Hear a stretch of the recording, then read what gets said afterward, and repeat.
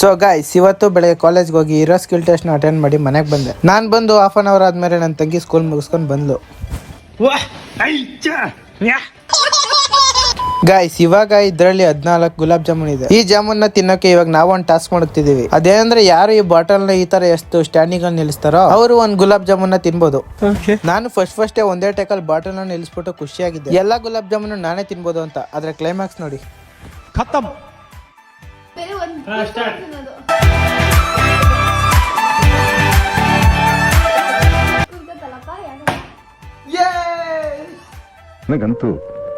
ನನಗಂತೂ ಈ ಜೀವನವೇ ಬೇಸರವಾಗಿ ಹೋಗ್ಬಿಟ್ಟಿದೆ.